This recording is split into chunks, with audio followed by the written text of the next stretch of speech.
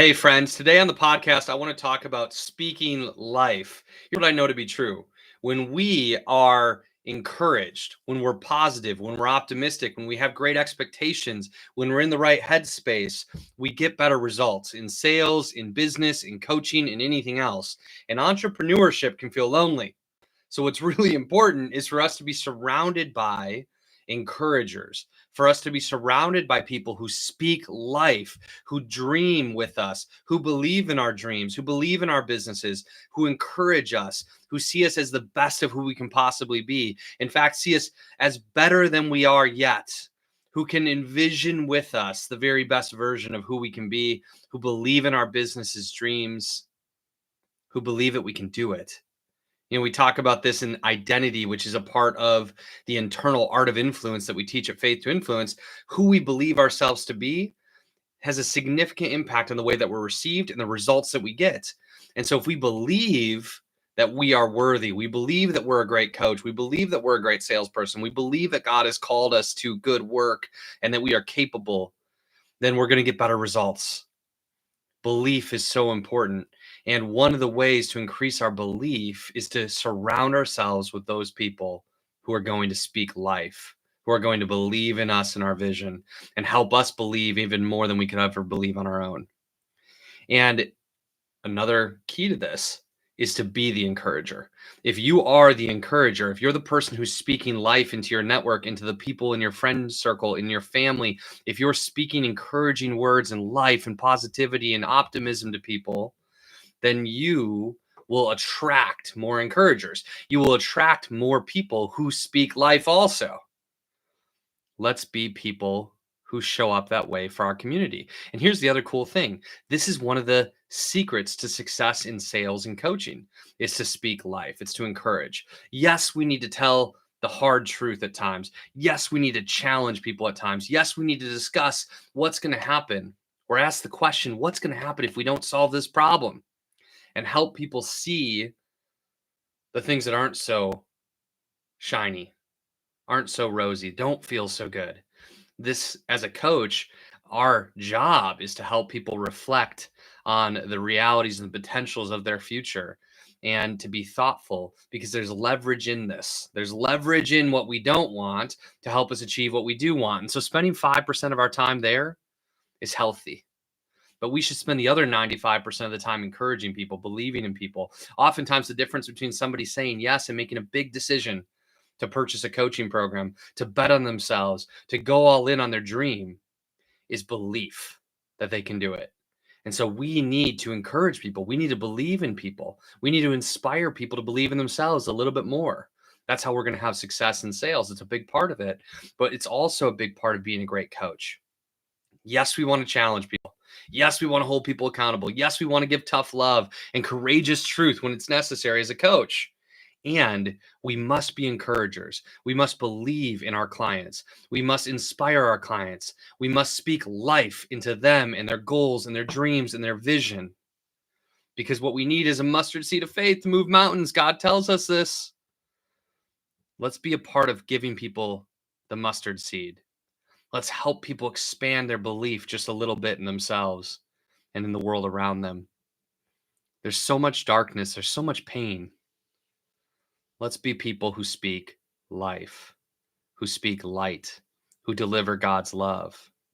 This is so valuable. For me, if I reflect on my life, one of the big reasons I am doing what I'm doing right now, and one of the big reasons I've had success at Faith2Influence, is because of all the people in my life who have encouraged me, who have spoken life into me, who've allowed me to follow my dreams, who've believed in what I could do and who I could be.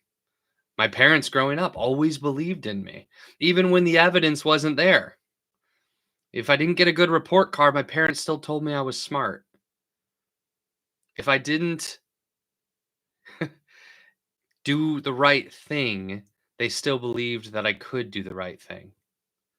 They encouraged me. I made big decisions like leaving college to pursue being an entrepreneur instead of that higher education. And there were plenty of naysayers when I made that decision. Rightfully so, I get it. They were trying to deliver tough love to me as well. But my parents and certain people around me, they believed in me. They knew I was meant to be an entrepreneur. They knew that I could have success on that path if that's the path I chose. And that encouragement was helpful for me. I think about my brothers and the way that they've encouraged me and believed in me and seen my gifts throughout my adult life. Richard and Jordan.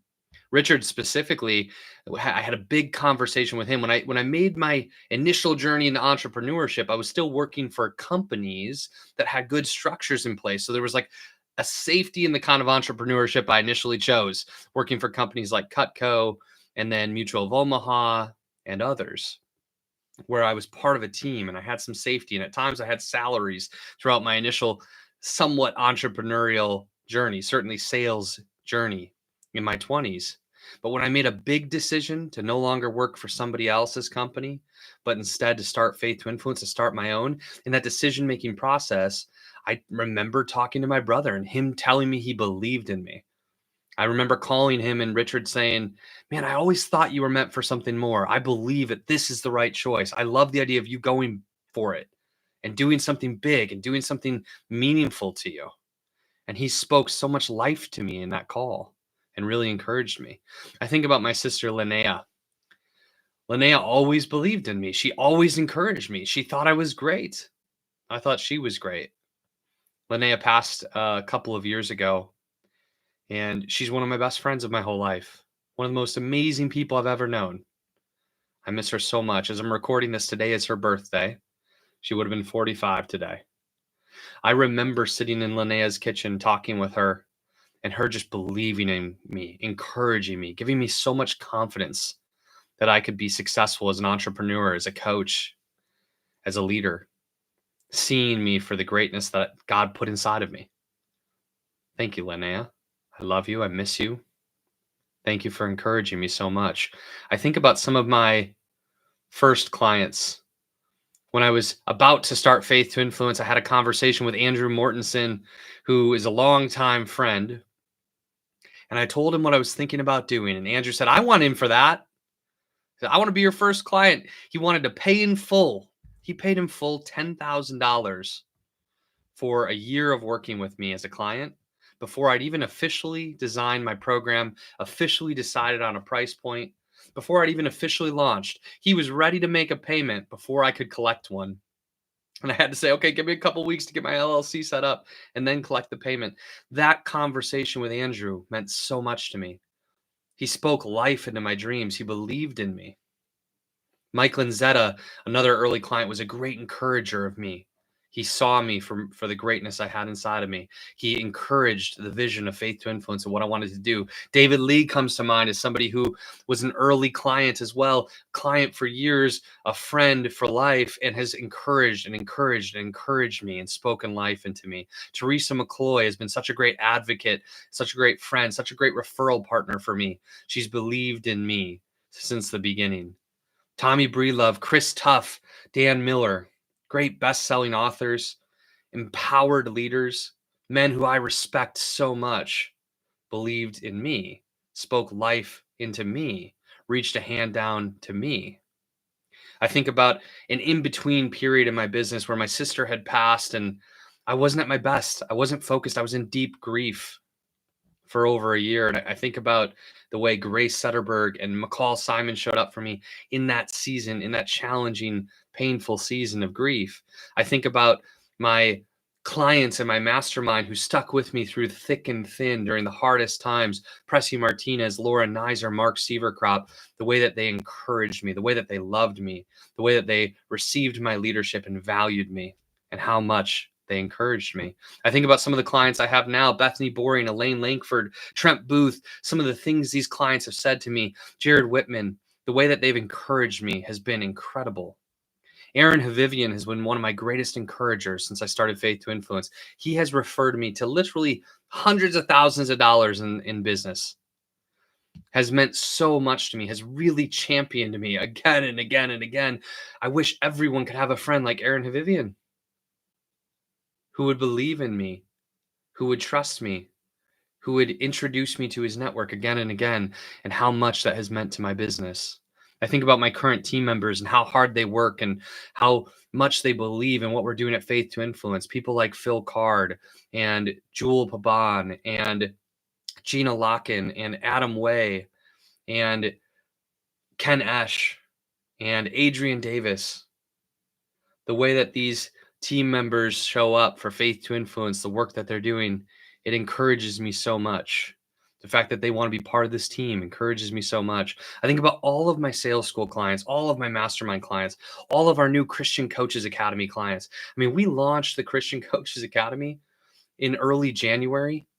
It's a low ticket monthly membership program, but really high value. And we had 85 people come into the launch, and every one of them has encouraged me. And the way that people show up for each other inside of that community, show up on the prayer and networking calls, the encouraging text messages, Facebook messages, emails that people have sent me. Oh man, Victoria Mininger comes to mind right now as somebody who just recently sent me such an amazing, beautiful, meaningful message that gave me confidence, that encouraged me. And gosh, I could say 1,000 more names. And I know I'm missing names of people who've been great encouragers to me. But the truth is, it's a long list and it's intentional. And I'm so lucky. I'm so blessed. It's also intentional.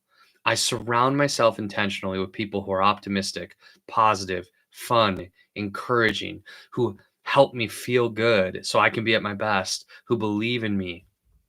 I want people who are going to tell me the hard truth also, but who 95% of the time are going to focus on the good so that my life feels empowered and fun and full of love and joy. Those things allow me to be at my best, especially as an entrepreneur. Entrepreneurship can be tough. Receiving coaching can be tough. Like I've got some clients who coach people on really difficult topics, really heavy topics, and they receive so much pain from people. And they give out so much love.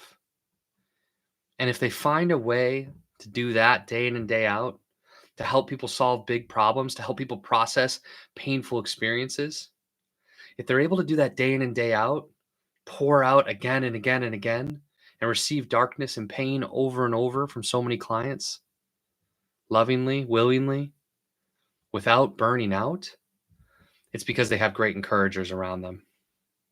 So if you're a new entrepreneur, or maybe you've been an entrepreneur for a while, but you're feeling alone, you're feeling some of that pain, some of that sadness, some of the hardship, maybe you're lacking belief in yourself, maybe your self-talk is wavering, maybe your confidence is wavering. The answer oftentimes, of course, is to bring this to God and pray for God to support us. And it's also to surround yourself with more encouragers, with more love, to place yourself inside of the right communities with the right people who will speak life into you, who will pray for you, who will encourage you, who will believe in you, and who will help you believe more in yourself so that you can show up and be your very best again and again and again and again. If you're looking for more community like this, reach out, send me a message. You can email me, justin@faith2influence.com. Send me a Facebook message, add me as a Facebook friend. Tell me about what you're going through. Tell me about your experience right now. And I would love to encourage you. I would love to support you. I would love to surround you with more good people. This is one of the great keys to success in sales, in business, in entrepreneurship, and in life. And remember, as we seek to surround ourselves with these people, let's be one of those people for others. Let's send the loving text. Let's give the encouraging compliment. Let's believe in people. Let's pray for people. Let's speak life into people. I love you all. I believe in you. God bless you. I'm so happy that you're on this journey of entrepreneurship, of coaching, of helping people, of giving your gifts. You can do this. I'll talk to you all soon.